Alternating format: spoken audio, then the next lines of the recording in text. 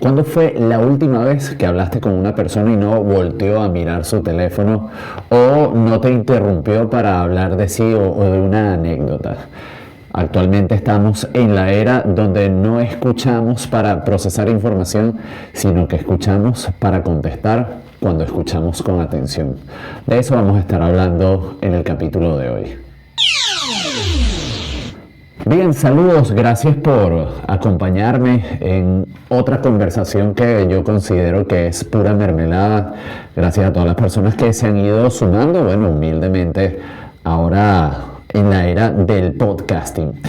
Pues he estructurado este capítulo para hablar de lo que debería ser la verdadera escucha y de qué está sucediendo con esa falta de atención. Es algo que yo he evidenciado en cualquier contexto donde me puedo comunicar con personas, donde he dado asesorías y simplemente la gente no se concentra y no presta atención realmente. Así que, bueno, hay varios puntos que aquí ya se han determinado. Por ejemplo, la caída del attention span, el lapso de atención, es decir, la capacidad de concentrarnos para escuchar a alguien, pues con el pasar del tiempo se ha disminuido.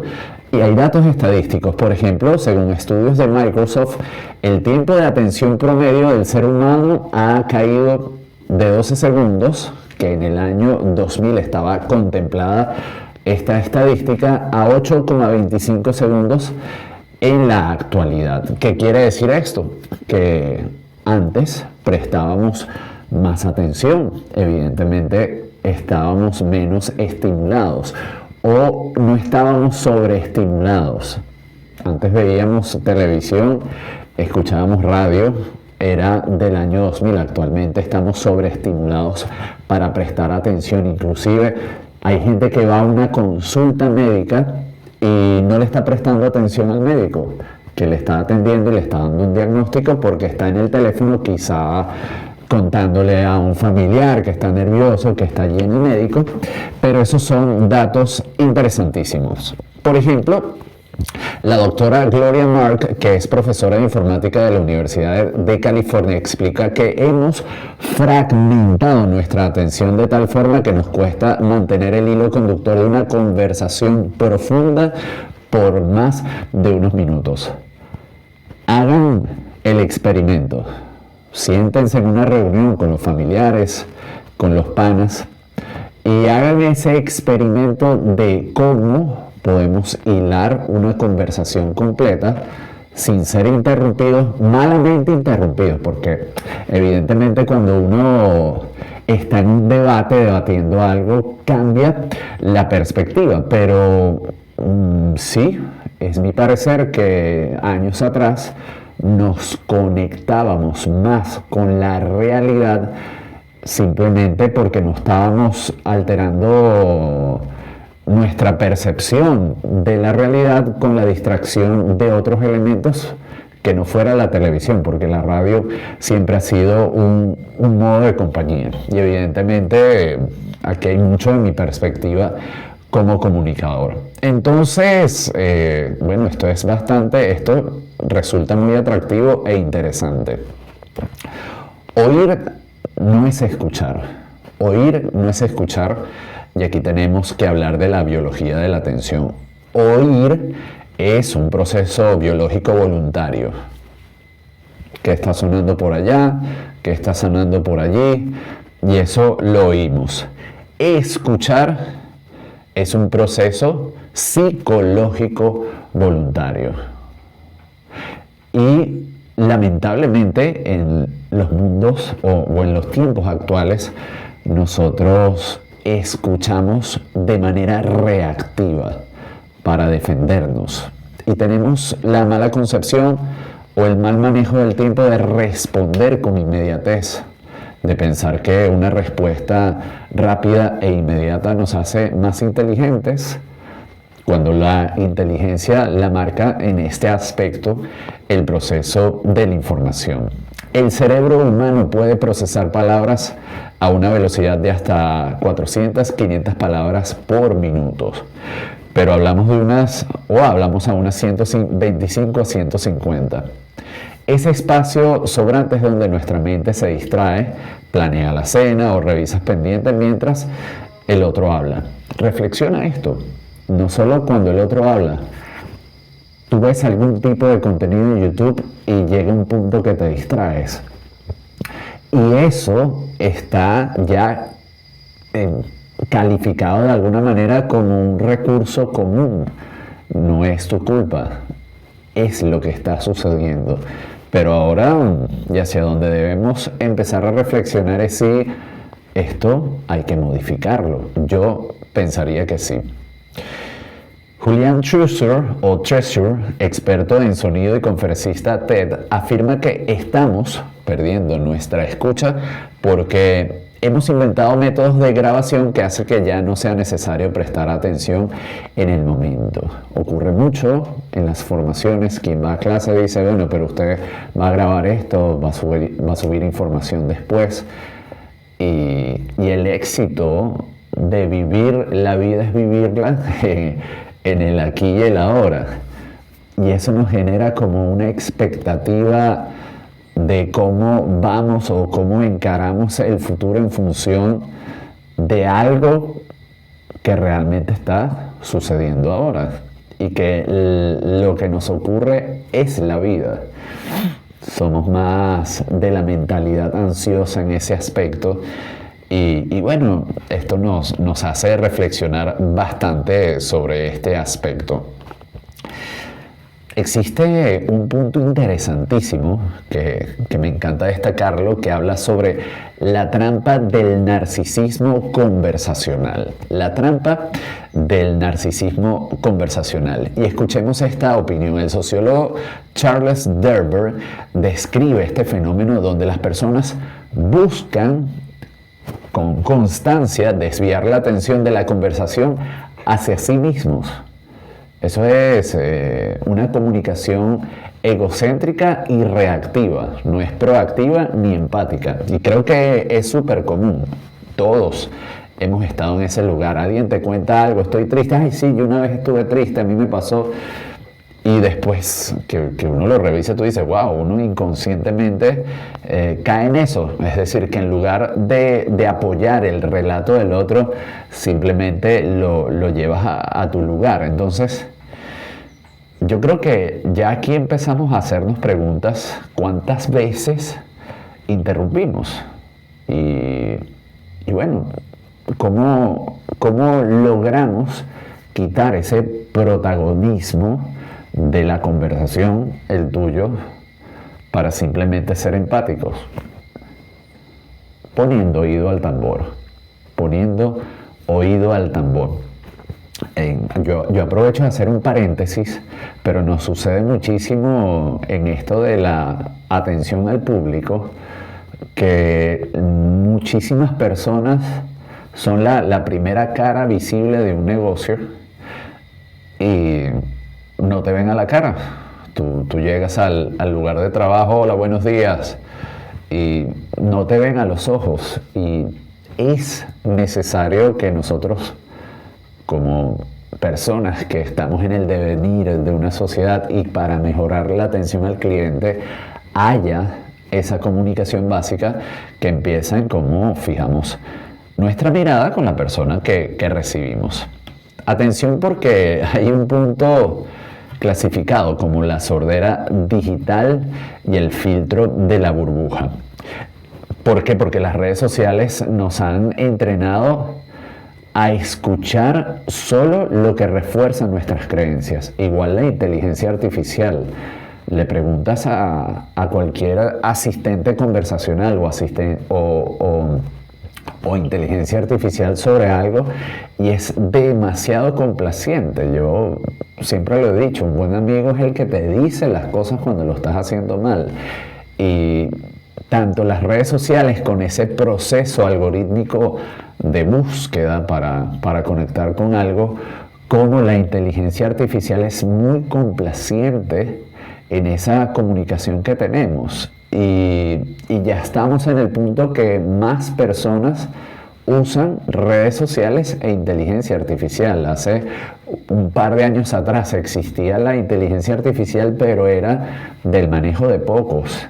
Eso nos ha modificado y da la impresión que en un futuro, pues ese lenguaje nos va a llevar a disociarnos en la escucha en el mundo real, y eso es desafiante y hasta cierto punto peligroso. Hay un estudio de la Universidad de Stanford que sugiere que la multitarea mediática, es decir, estar en el teléfono mientras hablas con alguien, reduce la capacidad de filtrar información irrelevante, lo que nos hace peores oyentes en la vida real.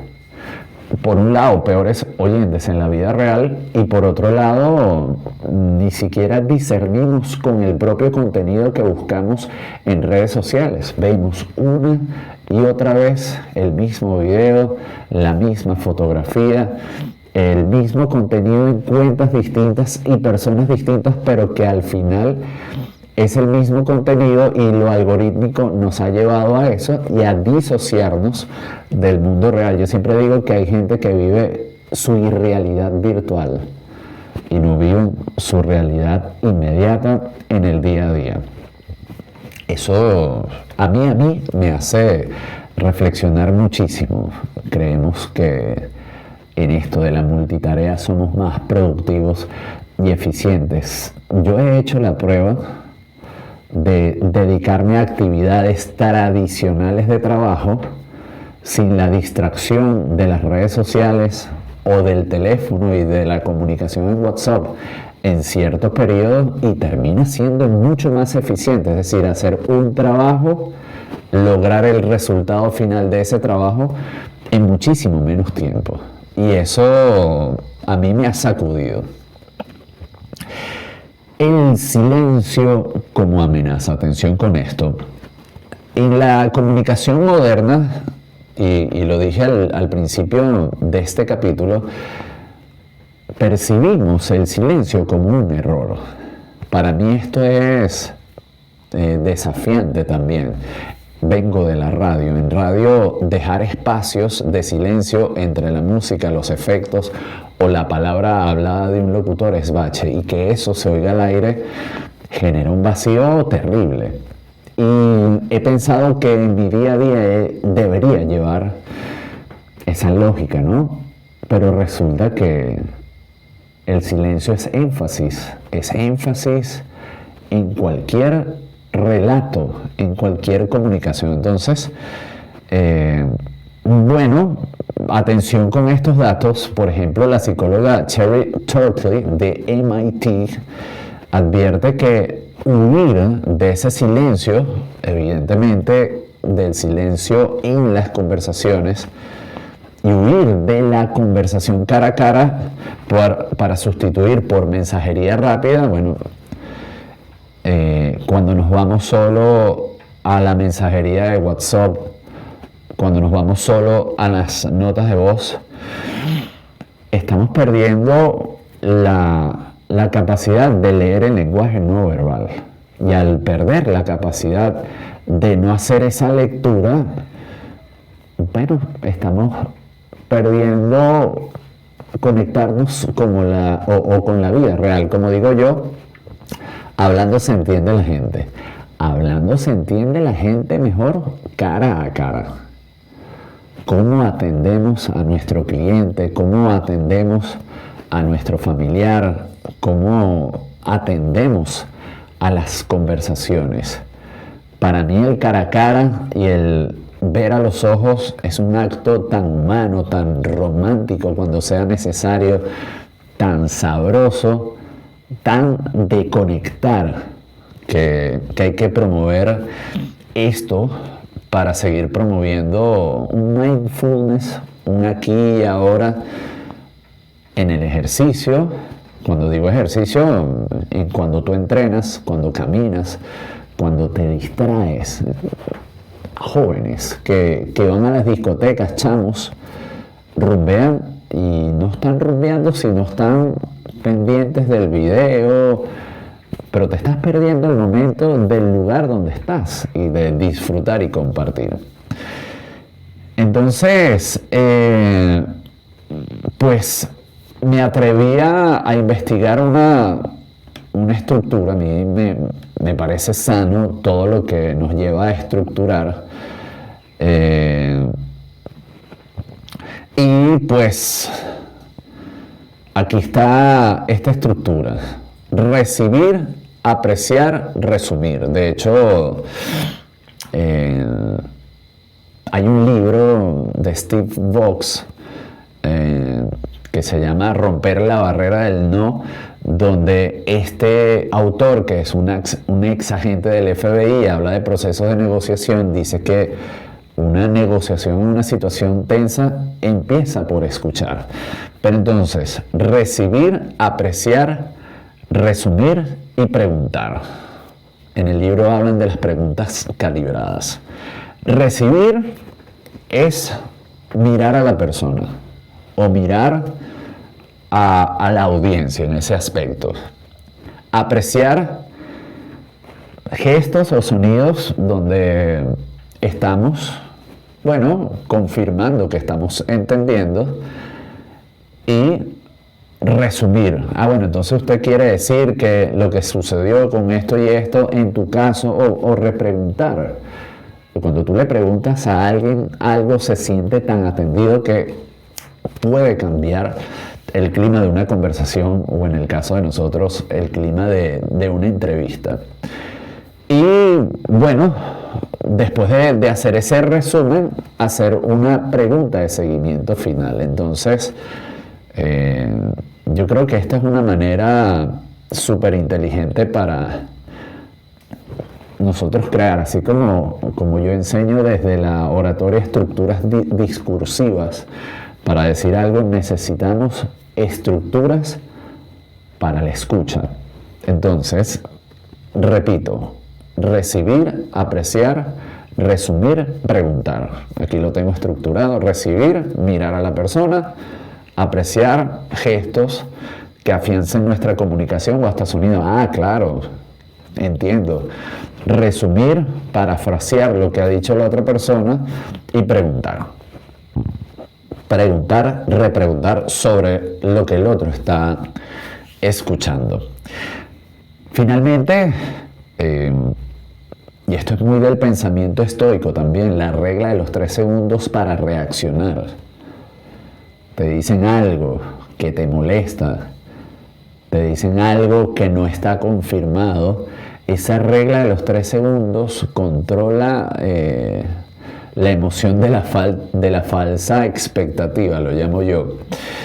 Pero en la escucha, antes de responder a alguien, hay que esperar 3 segundos para que termine de hablar, y así, mientras con gestos afianzamos no apresurarnos a interrumpir la conversación, y además esto nos ayuda a anclar la atención en el presente, en el aquí y el ahora. Y eliminar las barreras físicas. Yo digo, como en nuestra época, qué sabroso, o creo yo, podría ser muy sabroso que nos inviten a una rumba donde digan que el único requisito es que no se pueda sacar el teléfono. Si aceptas ir. Disfrutar de la música, de lo que se genere ahí, los tragos, etc. Pero hacerlo así. Conversar poniendo el teléfono boca abajo. Yo lo he empezado a hacer, y quienes no me conocen mucho me dicen: quienes ponen el teléfono abajo es porque tienen que ocultar algo en su teléfono. Yo no tengo nada que ocultar, pero sí estoy buscando escucharte. Así que, nada, creo que la reflexión es empezar a hacer la tarea de intentar escuchar al otro, por muy corta o superficial que pueda ser la conversación, o por muy profunda que pueda ser, viéndola a los ojos. Gracias por quedarte hasta acá.